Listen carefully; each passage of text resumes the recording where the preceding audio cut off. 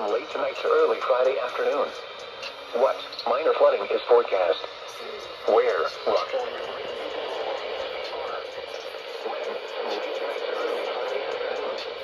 Impacts at 6.0 feet. Flooding occurs on Vale Road in Montreal. The road heading into Parsippany is subject to closures. Additional details at 5 p.m. Wednesday, the state was 4.6 feet. Forecast. The river is expected to rise above flood stage just.